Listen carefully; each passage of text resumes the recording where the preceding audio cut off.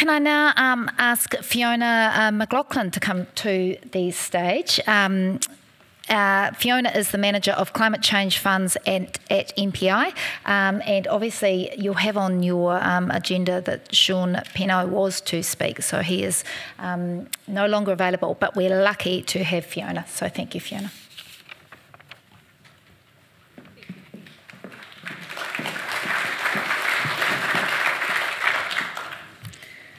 Tēnā koutou katoa, ko Fiona McLachlan tōku ingoa.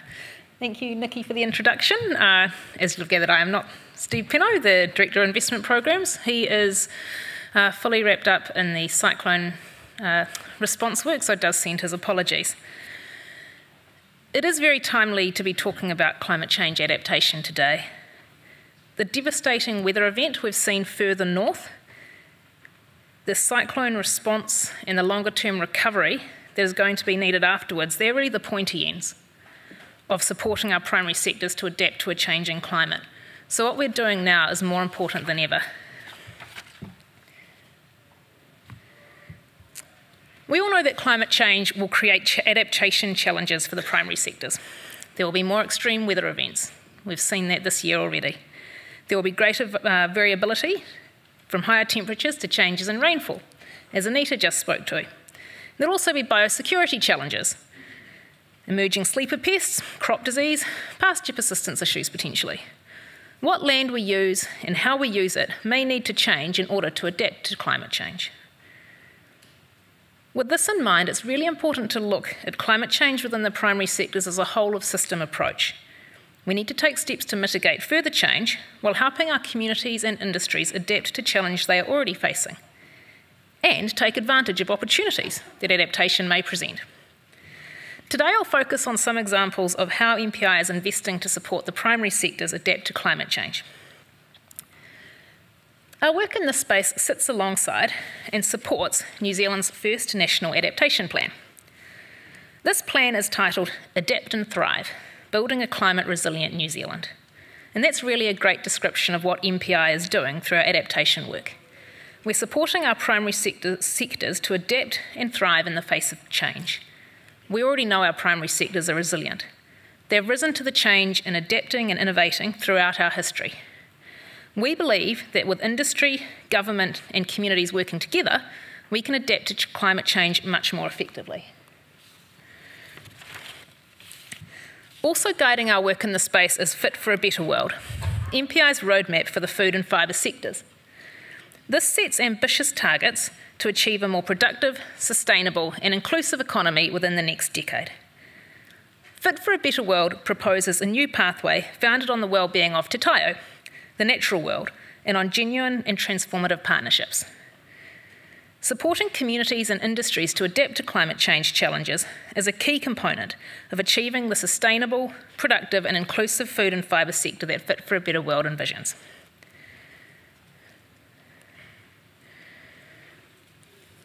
Supporting that adaptation requires a multifaceted approach, however. Tools available to MPI include policy, regulation, and many types of operational support to farmers and rural communities. A key one of these tools in the toolbox is investment.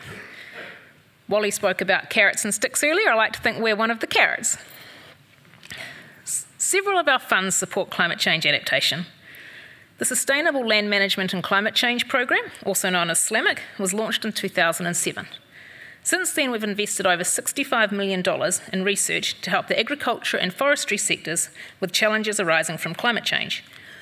We've also invested a further $16 million in freshwater mitigation programs to trial farm technologies and practices to reduce nutrient runoff and leaching. The Greenhouse Gas Inventory Research Fund supports research into New Zealand's emissions profiles to improve the reporting of emissions from agriculture, forestry and other land uses. But in addition to the funds specifically focused on climate change research, our broader investment portfolio supports adaptation as well. Sustainable Food and Fibre Futures has $40 million a year to invest in projects that support innovation in New Zealand's primary sectors and deliver environmental, social, cultural and economic benefits. Its co-funded projects can range from small grants to multi-million-dollar multi-year partnerships. In 2022, we also set up the Integrated Farm Planning Fund, part of an activity under the National Adaptation Plan. Integrated farm planning supports farmers and growers to manage their land, livestock, crops, teams, finances and environmental impact in a coordinated way. These programs also underpin adaptation. MPI's new on-farm support services will also guide integrated farm planning, including how to use greenhouse gas calculators and other tools. At this point, it would be really remiss of me not to also mention the investment MPI makes into supporting communities to respond to and recover from adverse events. Climate change makes these types of events more likely, and it's been really humbling to see all the exceptional work going into this support over the last few days and weeks. I'd now like to highlight a few projects we have supported in the climate change adaptation space. Understanding the impacts of climate change on water availability is critical to understanding and adapting to the challenges climate change poses for the agricultural sector.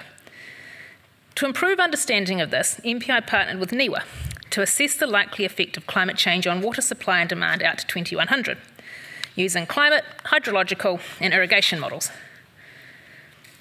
The projections suggest a decrease in the reliability of water supply, with generally declining river flows in the North Island and a mixed picture in the South Island. They also show greater average demand for irrigation due to the general warming trend and resulting high evapotranspiration. More variability between seasons was also predicted, which means that every year may present different challenges in terms of timing and quantity for water allocation. Now, this was a relatively small project, just over $175,000. But understanding what future supply and demand is likely to look like will be a really important underpinning for a lot of people. This includes landowners and managers for how they use their land, as well as informing policy and regulatory settings moving forward.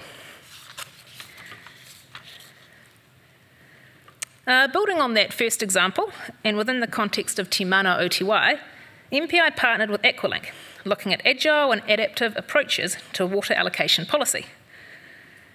The case study used was the Selwyn-Waihoura Water Management Zone in Canterbury. In this photo, you can see the forecast change in irrigation demand for pasture, potentially. For each 100 hectare grid cell, the model forecasts the water demand for irrigation in the 2090s. The modelling suggests that over the next 70 years, water demand may change up to 25%. Variability between years is also likely to increase. This research can be used to inform both policy development and water management approaches by communities.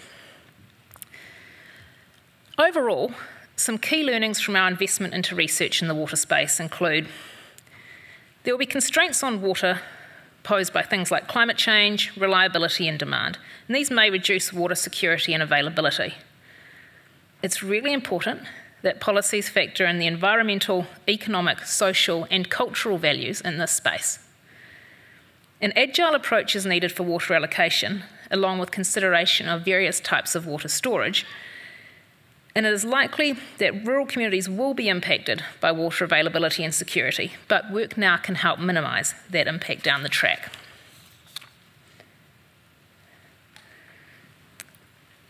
We also partnered with Manaaki Whenua Landcare Research to develop adaptation pathways with stakeholders at the catchment and regional levels. This case study focused on the Wairoa and Karamu catchments in the Hawke's Bay. Working with a range of stakeholders, the project used catchment-scale case studies to develop a regional adaptation pathway and scenarios for future change in land use. It was predicted that Hawke's Bay's primary industries and communities would have to adapt to more frequent disruptive events. I think we've seen that. But that there'd be a general trend towards hotter and drier conditions as a result of climate change. Here we can see an example of one of the adaptation pathways developed through the project. This focuses on the adaptation of primary industries to a hotter and drier climate in the face of continuing social and economic change. The value of this work is twofold. One, developing adaptation pathways that visually display the sequence of adaptation options, from those that can be taken now to those that can be taken later, provides a useful output for stakeholders planning at both the catchment and regional scales. And two, including stakeholders in the process builds adaptive capacity in communities and can help build a coordinated approach to adaptation by considering synergies and possible trade-offs when considering adaptation options. Now, I feel like Wally's probably listening to me saying I'm in the doom camp, so I'd like to speak to a little bit of the optimism side as well. Adapting to climate change does bring challenges, but it also brings opportunities. Sustainable Food and Fibre Futures is one investment vehicle through which we can help the primary sectors explore and realise these opportunities. In this example, MPI partnered with Pico Productions Limited, you may know them as the producers of Pix peanut butter, to determine the feasibility of commercially growing high oleic peanuts in Northland. Currently, New Zealand peanut butter is made with imported nuts.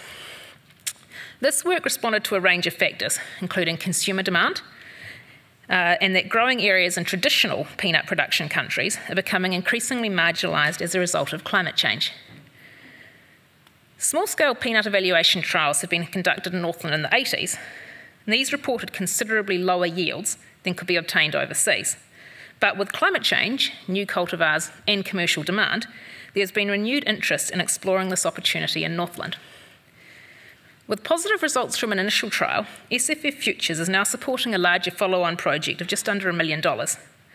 Commercial viability of new crops, such as peanuts, but also others, may provide the primary sectors with new land use opportunities in a changing climate.